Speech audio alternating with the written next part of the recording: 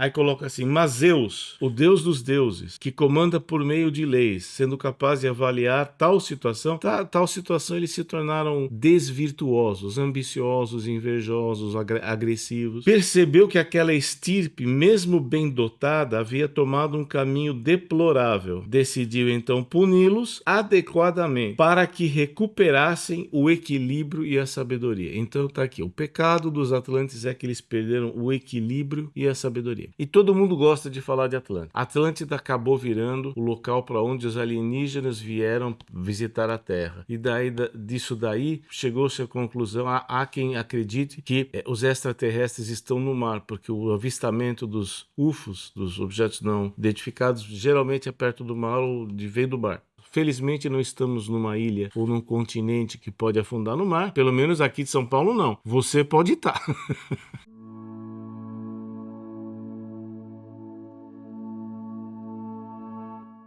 Olá, tudo bem? Obrigado. Mais um dia, mais um vídeo. Estamos novamente aqui para nossa tarefa cotidiana, sistemática de procurar insights, percepções de nós mesmos que podem ser de utilidade, podem ser de proveito para que nós tenhamos uma vida mais gratificante, para que possamos apresentar para nós mesmos e para os outros a melhor versão de nós mesmos, né? A versão, por quê? Porque somos nós ainda os mesmos de sempre, porém num arranjo distinto, num arranjo dos mesmos elementos de outro jeito. Imagina um mosaico de pedras. Dependendo do que você forma no mosaico de pedras, você tem a imagem de um rosto. Você pode ser um cavalo, mas as peças são sempre as mesmas. Então, mas esta é a nossa ideia. Nós vamos entrar hoje numa questão muito interessante que é Atlântida. Atlântida, que é um tema que povoa o nosso imaginário atual de uma maneira muito importante.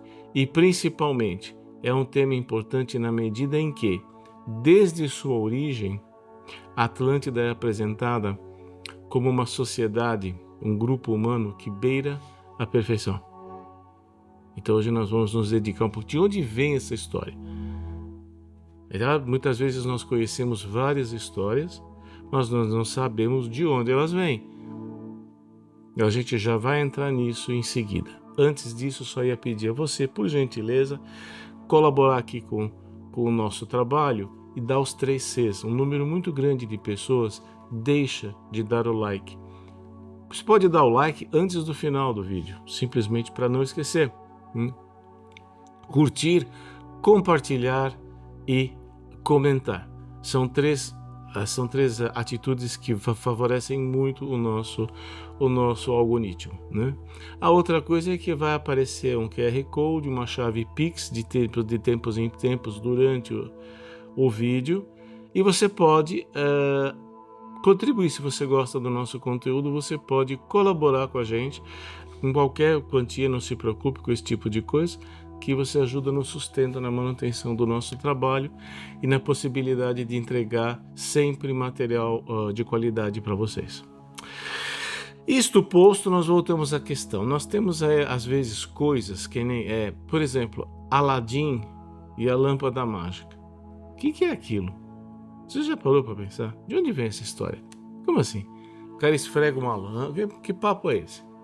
Vai dar uma pesquisada, tem Google, tem vários lugares sérios e você vai começar a descobrir coisas interessantes sobre uma entidade chamada Jinn,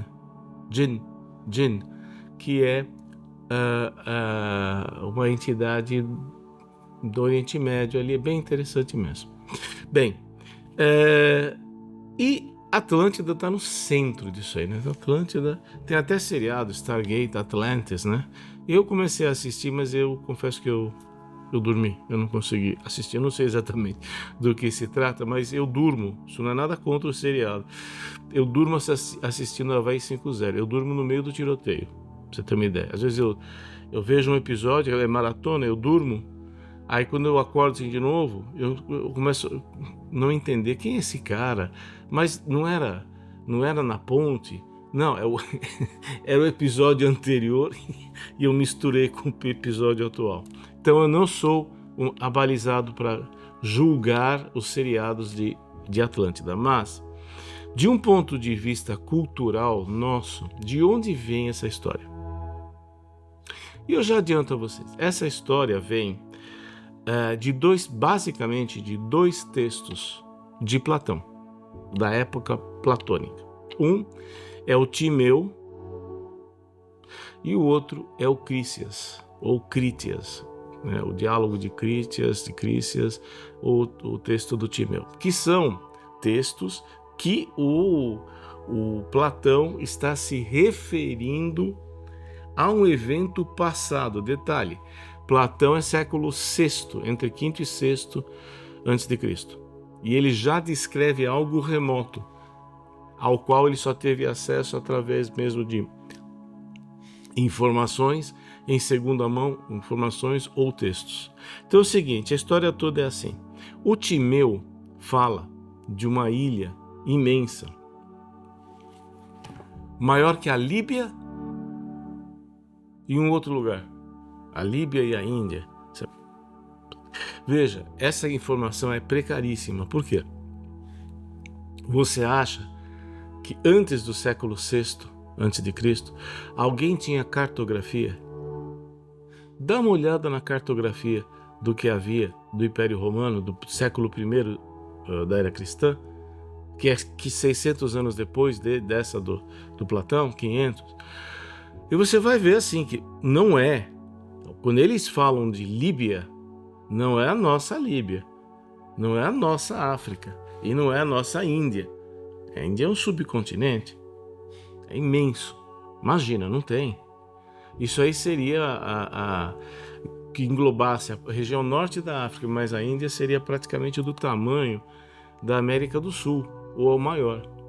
Bom, aí o que acontece? O Timeu fala que este lugar fica para além das colunas de Hércules, e aí é que vai surgindo a confusão. Por quê? As colunas de Hércules, quem assistiu os 12 trabalhos, lembra que o Hércules foi até o Estreito de Gibraltar e lá ele fez uma coluna de cada lado do Estreito de Gibraltar. Mesmo assim, essas são as versões mais recentes. Talvez versões mais remotas localizassem essas colunas ali nas Fímbrias, na irregularidade da Península Balcânica, da Grécia. Talvez houvesse ali em algum lugar um estreito, que você tinha o mar Mediterrâneo e um mar restrito aqui, duas coluninhas lá tal. Então, mesmo assim, né, mesmo já nos trabalhos de Hércules, a gente não tem certeza, né, se nas versões originais era isso. Mas, de qualquer forma, as colunas de Hércules, quem quiser ver, nós temos o vídeo, está lá no nosso canal, você pode clicar aí, você pode se inscrever e você vai ter acesso não só a isso, mas a tudo que a gente produz. Lá você vai ver o seguinte, que realmente o Hércules fez duas colunas, aparentemente no Estreito de Gibraltar. O problema é que no Timeu, ele fala que a Atlântida ficava para além das colunas de Hércules. E ninguém questiona que as colunas de Hércules, muito provavelmente, eram algum lugar dentro do Mediterrâneo e não para fora. Essa polêmica está cheia de gente para discutir, vocês podem ir. Nós vamos considerar o mais simples. Provavelmente as colunas de Hércules ficavam na península da Grécia. Então, possivelmente a Atlântida ficasse dentro do oceano, do mar Mediterrâneo. Mas enfim, esse é um texto. Depois tem um outro mais extenso, que é o Critias. Esse é o Timeu.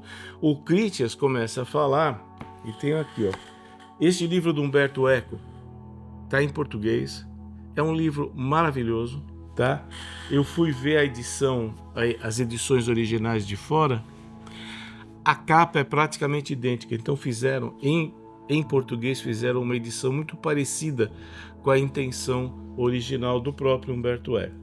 No Critias, ele vai falar sobre o mito de criação, que Atlântida nasceu, foi designado um casal para morar lá, eles foram morar, e uma moça, a filha, perdeu os pais na época de casar. Então Atlas desceu, o próprio deus Atlas desceu e teve nela sua consorte, gerou descendência, e esta descendência, por isso que chama Atlântida, vem de Atlas, do deus Atlas. Bom, lembrando que Atlas é o cara que sustenta o mundo. Então aí surgiu um povo extremamente virtuoso, extremamente cordato, trabalhador, inteligente, etc. Isso contrasta um pouco com a narrativa do Timeu, porque no Timeu diz que os Atlantes começaram a invadir o Mediterrâneo e começaram a dar muito apuro nos europeus e nos africanos. Só que aí a ilha afundou. Mas vamos deixar as polêmicas de lado. Na narrativa do Crícias, havia um povo muito virtuoso, talentoso, inteligente, cheio de truques, só que a natureza deles foi se pervertendo, eles foram deixando de ser divinos, começaram a abandonar o funcionamento do Atlas e começaram a se tornar progressivamente mais humanos. Então, essa é a pegada do Platão, né, do texto do Crícias. Então, o que acontece? Ele vai fazendo uma descrição muito, muito minuciosa. E aí, no final do Crícias, você tem o seguinte. Aí coloca assim, mas Zeus, o deus dos deuses, que comanda por meio de leis, sendo capaz de avaliar tal situação eles se tornaram desvirtuosos, ambiciosos, invejosos, agressivos. Percebeu que aquela estirpe, mesmo bem dotada, havia tomado um caminho deplorável. Decidiu então puni-los adequadamente, para que recuperassem o equilíbrio e a sabedoria. Então está aqui, o pecado dos Atlantes é que eles perderam o equilíbrio e a sabedoria. Para tanto, reuniu todos os deuses em sua sala mais solene, que se encontra exatamente no centro do cosmos, do universo, de onde se vê tudo que faz parte do mundo do devir, e diante de todos disse, e aí o texto é interrompido, a gente não sabe o que foi, que Zeus falou na sua sala solene acerca do futuro do mundo e de Atlântida. Então, estou falando sério, e o Humberto Eco foi suficientemente gentil de transcrever com esse problema. Ou seja, qual foi o desígnio dos deuses para a Atlântida e por que deu no que deu, nós não temos nenhuma referência literária. E talvez isso seja o pior de tudo, porque daí um texto aberto, você deixa a possibilidade de toda sorte de conjectura. Que é exatamente o que fere muitas vezes o texto histórico, né? Você não é para ter conjecturas, é para ter informações. Bem, o fato é que, então, Atlântida nasce, na sua primeira referência, ela nasce com uma narrativa interrompida. Depois você vai tendo uma série de replicações disso. Você vai tendo outros caras, Diodoro Sículo, depois vieram Francis Bacon, vieram escritores de outras épocas, da época medieval, da Idade Moderna, e todo mundo gosta de falar de Atlântida. Depois, Atlântida acabou virando o local para onde os alienígenas vieram visitar a Terra.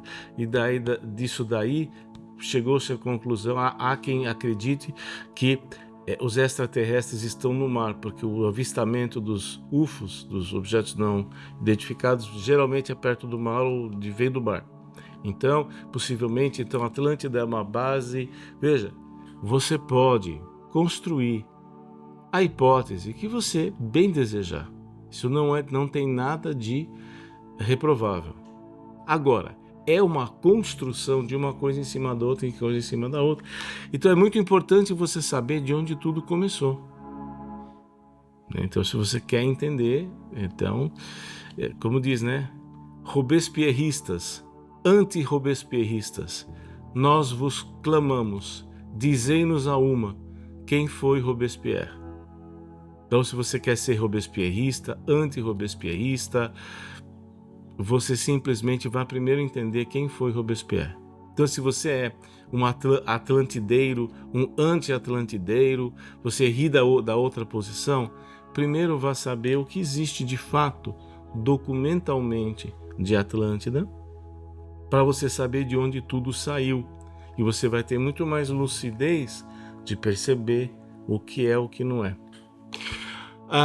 Umberto Eco escreve isso daí num contexto de lugares maravilhosos, de lugares ideais. Nesse mesmo livro, estou fazendo propaganda do cara, né? Nesse mesmo livro, ele tem a Utopia, tem Lemúria, tem Mu, tem Montes Sagrados, tem uma série de lugares que o Umberto Eco, que era semioticista, ele localiza um elemento comum em todas essas histórias, de que de fato existe um lugar, lá sim, tudo funciona direito. Só aqui que a coisa está zoada, né? Então, com isto em mente, você pode perfeitamente bem perceber que definir uma historiografia, definir uma história para a Atlântida, você vai, no mais das vezes, cair numa hipótese e numa lenda. Nada contra nenhuma das duas. A gente passou aqui um tempão falando de 12 trabalhos de Hércules, e aquilo é lendário, é mitológico. Então o fato de ser lendário não desfaz o seu poder. O poder do mito, já dizia Joseph Campbell. Então, só para marcar que, mesmo em Atlântida, o ponto principal que o Platão defende ali não era conjecturar sobre a origem do planeta Terra e das civilizações. Era falar sobre a possibilidade de viver virtuosamente e perder-se de sua virtude, perder a graça, cair de graça e tornar-se progressivamente mais próximo do animal, de um animal, e fazer marcha ré em tudo que foi civilizatório. Este é o ponto mais importante. Esse é o ponto importantíssimo, que foi talvez o erro dos Atlantes. Eles estacionaram naquilo, agora eu estou imaginando, e deixaram de perceber que é preciso progressão. Você não atinge um estado de perfeição, de bonança, que é eterno. Isso é um sonho, isso é um devaneio. Nós sempre estamos marcados pela dimensão do tempo. Nós sempre estamos marcados pela dimensão do passageiro. Portanto, nós sempre estamos marcados pela necessidade de tomar um passo em resposta ao que vai mudando. Por exemplo, quando eu era garoto, isso aqui, tudo que nós estamos fazendo, rede social, não existia. Essa história de ter computador em casa, imagina, a gente tinha uma calculadora e o avô da gente olhava torto pra gente, falava assim, vocês não vão mais saber fazer conta. É verdade, não deixa de ser verdade. Muita gente não sabe, muita gente no mundo político não sabe fazer conta. Altos cargos não sabe fazer conta, não sabe ver um gráfico. Grave isso. Mas enfim, para a gente poder finalizar, então, na verdade, o que os Atlantes tinham é exatamente o que nós temos. Nós construímos pirâmides? Não. Fazemos disco voador? Não. Respiramos embaixo d'água? Não. Mas temos todo dia a decisão de seguir por um caminho construtivo, edificante. É aquele caminho que os nossos ancestrais deixaram para a gente, né? Ou nos permitimos ir ficando sloppy. Em inglês fala sloppy. É desleixado, melequento, sujo, rançoso, né? E com isso a nossa qualidade de vida vai descendo pelo ralo. É muito importante, portanto, que nós tenhamos sempre essa contínua despertar continuamente para esta necessidade de uma contínua transformação, como a gente viu na raiz das árvores, como a gente já viu em outros lugares. Está vivo. O que caracteriza, de um ponto de vista comportamental, o que está vivo é a adaptabilidade. Como é que você sabe que um rato está vivo e está dormindo ou o rato está morto? O que você faz? Você não pega um pauzinho e vai lá, se você tem dúvida, e cutuca ele? Por quê? Porque se ele se adaptar, tem uma reação, olha, levanta, faz uma contração da musculatura abdominal, ele está vivo. Simples, né? Aí você cutuca, nada, ele está morto. Então, isso é muito importante da gente guardar, a necessidade contínua de relançamento, reordenação, renovação de um voto que a gente pode ter com a gente mesmo, de um voto que a gente pode ter com a vida, uma decisão ética continuada, tá? Esta talvez seja a grande lição aí. Exatamente o que foi Atlântida, onde foi, o que aconteceu, deixou de acontecer. Tem literatura bastante ampla sobre isso. Você pode dar uma olhada lá, porque há indícios mesmo de que houve uma tragédia, inclusive a repercussão disso daí em outras regiões, outras narrativas, tá? Mas enfim, nós ficamos com isso. Felizmente não estamos numa ilha ou num continente que pode afundar no mar, pelo menos aqui de São Paulo não. Você pode estar. Se você estiver, eu espero que você esteja bem e que você tome os devidos cuidados. Mas como uma regra universal, nós podemos pensar que o que os atlantes tinham diante de si é o que nós temos diante de nós. Diante da finitude da vida, resta-nos renovar um pacto, renovar um voto com a gente mesmo, com o outro, com aqueles que a gente ama, de estar sempre nos regenerando, como a lagartixa que perde o rabinho, cresce outro rabo, regenerou o rabo. É isso aí, muito obrigado pela sua companhia nesses minutos aí, esperamos que tenha sido de grande proveito para você. Muito obrigado pela sua presença. Se for de proveito, aquela coisinha que eu pedi lá no começo, dá um likezinho, umas coisas assim, tá? Se você quiser aprofundar um pouco a ideia, né, da origem e o desenvolvimento das crenças, no nosso livro sobre Mindfulness, dá uma pincelada nisso, tá bom? Muito obrigado, um forte abraço e até o próximo vídeo.